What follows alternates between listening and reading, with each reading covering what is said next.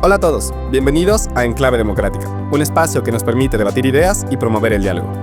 El día de hoy hablaremos sobre las reformas al Código de la Democracia, la normativa que rige la vida política en nuestro país. En esta ocasión tenemos a David Jiménez y Malu Pinargote, miembros del equipo de Faro, para tratar estas reformas y sus posibles implicaciones. Hola Jonathan, qué gusto estar aquí. Entre los temas que hablaremos está la participación de minorías, violencia política de género, sanciones e infracciones. También vamos a hablar de unas reformas que tienen que ver con la institucionalización de las organizaciones políticas y el financiamiento de las campañas electorales. Muchas gracias por estar aquí, pero antes de estas reformas, vamos con algunos datos. Las reformas al Código de la Democracia se aprobaron el 20 de junio de este año. Alrededor de 56 artículos fueron modificados y el Ejecutivo envió su veto y modificaciones el 10 de julio.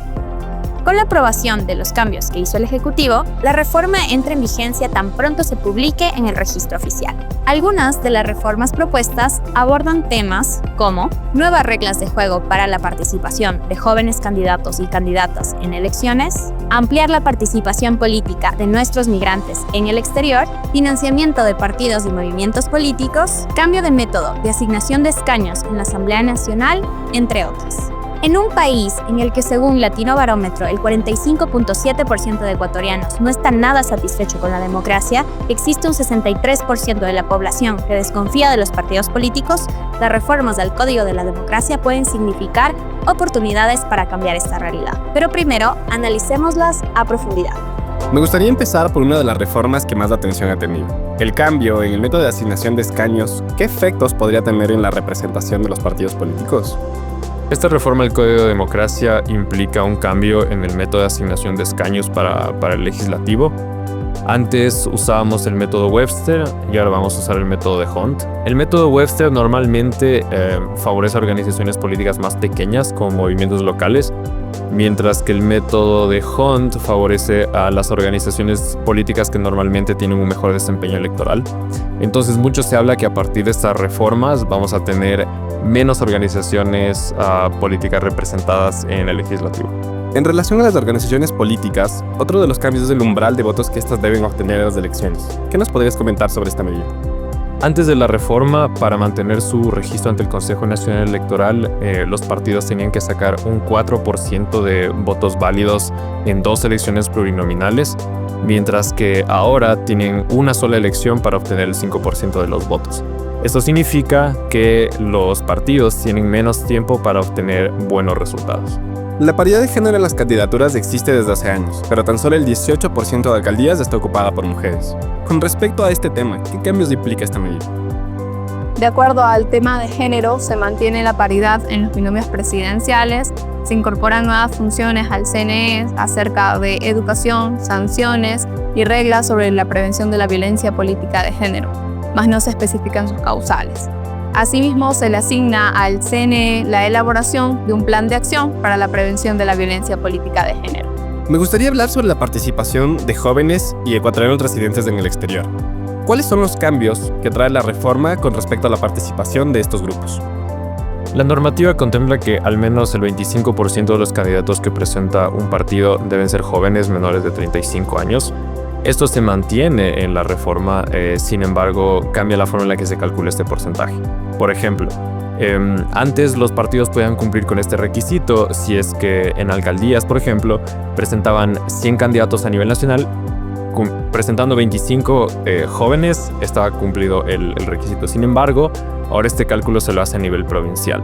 Por ejemplo, en una provincia donde presentan 20 candidatos, 5 de ellos tienen que ser jóvenes. Y esto se replica en todas las demás provincias a nivel nacional. Esto implica una mayor participación juvenil en la política electoral. Sobre la población migrante que no está obligada a votar, se incentiva la participación electoral de los ecuatorianos en el exterior. Al mismo tiempo, se enfatiza en el rol del CNE y el Ministerio de Relaciones Exteriores y Movilidad Humana para la difusión del proceso electoral para las personas del exterior. El financiamiento de la política ha sido históricamente un punto crítico. ¿Cómo funcionarán los nuevos mecanismos que propone esta reforma?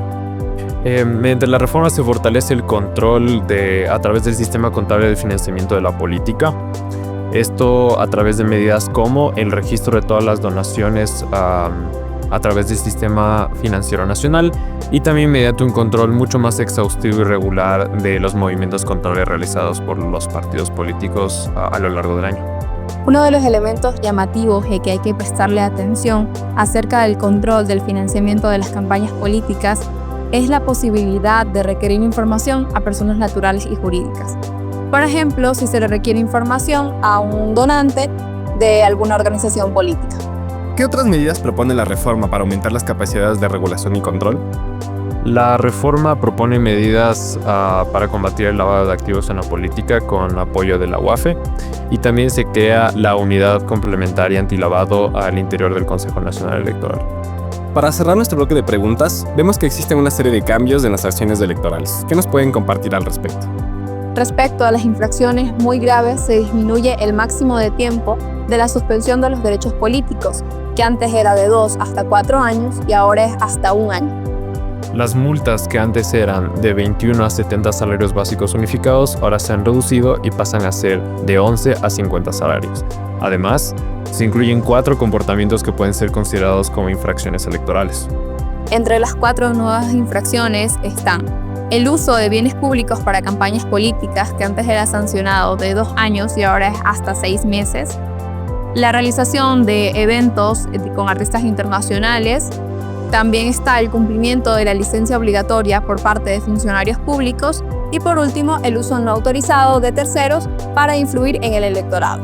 Hoy recorrimos un camino importante. Hablamos de las implicaciones técnicas y el reajuste electoral que implica los cambios de las reformas al Código de la Democracia. Queremos agradecer a nuestros invitados, David y Malú, que nos acompañaron en el quehacer y entender de estas nuevas reformas. Nos gustaría preguntarles una recomendación sobre un libro, película o serie para nuestra audiencia que quiere saber más sobre política, reformas y en general el quehacer político.